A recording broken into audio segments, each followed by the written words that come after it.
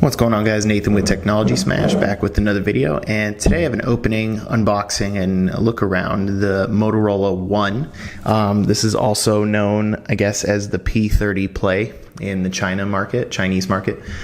This phone is an Android One device, so this is the international version. I got a white edition so that we could kind of take a look at it. This is a pretty affordable phone, so I got this on Amazon for $215, so $215. I think the black one was actually a little bit cheaper. So real quick on this guy, 5.9 inch screen, 720 by 1520, 13 megapixel camera, 4 gigs of RAM. It's running a Snapdragon 625, 3000 milliamp hour battery, and it should run on I believe AT&T, T-Mobile, Metro PCS, Cricket, and H2O out here in the US. It says it's the international version. I did see some complaints about it not working on T-Mobile, even though it should. So we'll have to check that out. It has a micro SD card slot, which is cool, up to 256 gigs of RAM. The internal is 64 gigs with 4 gigs of RAM. And this also has a dual SIM card slot as well. Everything else is kind of just normal information. It says that this is upgradable to Android 9.0, so we'll take a look, but we'll go ahead and open it. There's not much to look at, just kind of a picture on the back. I've noticed too, if you look, everything on this packaging is in another language. I believe it's in Spanish, I'm not 100% sure, but nothing about it is in English, I know that for sure. So everything you see, all those icons and information is all not in Spanish, which is interesting. So we'll go ahead and open this up and take a look at what we got here. I know that these phones are made more for international use. I know that Android One is a program, with a stock Android experience for certain markets that they that Google's trying to get into.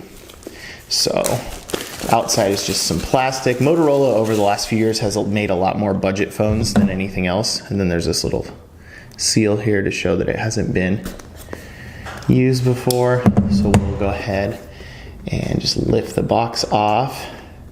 So they've been making a lot more budget phones. I have featured a few of them on this channel. And you can hear everything kind of rattle around. You get that kind of experience with more budget phones. Man, this thing is clamped on. Oh, hope it doesn't fly out.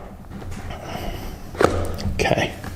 All right, so you have the phone right on top, and you can see what that rattling was. It's in this little pouch, so I'll set that to the side for a second. So in here you get some books and information that I'm not going to open because I don't care.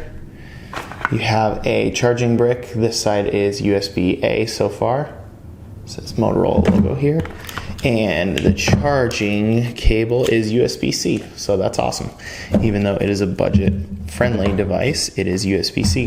This has a very similar notch to the iPhone from what I saw. So I'll take a look at that side by side. Here's the phone. Oh wow, it comes with a case on it, so it already has a case. You can see that clear plastic. I love clear, like stretch or flexible cases, so that's a plus for me. It has that dot matrix. You're not going to be able to see it, but that keeps it from smudging and causing that rainbow halo effect. So let's go ahead and take the case off though. Ooh, it's very, very thin. Yeah, look at it. Just kind of, I like those kind of cases though. If you want some minimalist case without scratching the phone. So on the front here you have more information, again still not in English at all, which is fine. This phone is made for international use. So you just grab the corner here and we'll peel, and so we'll take a look around while I boot it up. So on the side here we have the power button right here, volume rocker here. Side looks to be all metal in the top. It could be plastic coated in metal, and I actually think that it might be, or coated like in some material to make it look metal, because it's very lightweight. And then you have on the back, you have dual camera here in the top left with a flash in the center. This is a little dimple. I don't know, it looks like it's just going to be a spot to rest your finger. Could be a fingerprint sensor, we'll see in a minute here.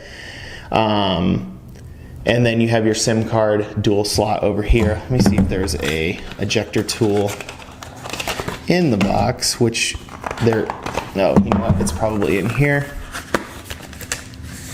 Yep. Want to see what that tray actually looks like, because a lot of people use dual SIM cards. Press that, comes out.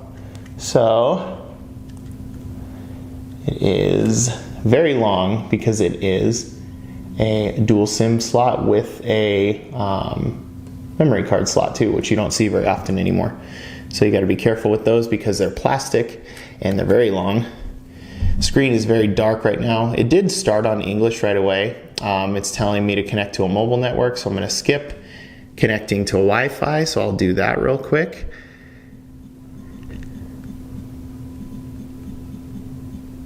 Phone feels nice in the hand so far. It's nice and lightweight. And the notch is literally identical to my iPhone. The screen looks to be pretty flat with small rounding on the corners. So now it's checking for updates. Copy your apps and data. We're going to say don't. You can see the notch looks so similar. It's crazy how close that it looks to my iPhone. So I'm going to skip all this stuff, skip the account. I just want to get to the main screen. More, accept. So there is a fingerprint sensor, so let's set it up and see. I'll just do something easy. Yep, so that is a fingerprint scanner on the back, that dimple. So you're just gonna touch it and lift. See how quick this one is. Pretty quick to register. Add another. I'm just gonna do my normal. Trying to touch this as fast as possible just to see how quickly it does, and that looks pretty good. So we'll hit done here. Review additional apps. I'm not exactly sure. I haven't seen that screen before. Adding finishing touches. May take a few minutes, hopefully not. So you can see the bezels come pretty far down, especially for a budget phone. There's just a very small chin at the bottom that has the Motorola logo. I don't know why Motorola seems to continue to put stuff like their logo in the bottom. But whatever, it's right on the front of the phone. Like, we know what it is if you just, you can see the Motorola logo on the back here. Not sure why. No thanks. Okay, so here we go. We're on the home screen. Let me turn up the brightness a bit so we can take a look. So this is a stock Android experience, so you're going to swipe up for your apps, and you are going to have a stock experience on this phone, which is awesome. Motorola has already been doing that for a while, but also Android One. Google wants it to be a stock experience as possible. So I will be messing with this phone for a little bit and kind of seeing how quick it works, because it is a lower end phone, a budget phone, but still, it's crazy what you can get now for $200 compared to years ago. You can see the the USB-C charging port on the bottom, so you don't even have, and that is a bit slow. Let's see, but nothing too bad. It takes a second there.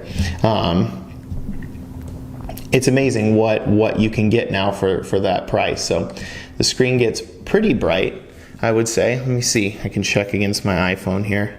My iPhone is at full brightness, so you can see it's not a huge difference. Actually, it's probably a bit brighter, but to be fair, this is an AMOLED screen, or an OLED screen, and it's gonna look a little bit different. But I'll be messing with this phone. Wow. I'll be messing with this phone a little bit, so feel free to feel free to ask any questions down below, and I'll try to get to them. If you guys want to know anything about this this more budget phone that runs on Android One. So I will talk to you guys next time. See you later.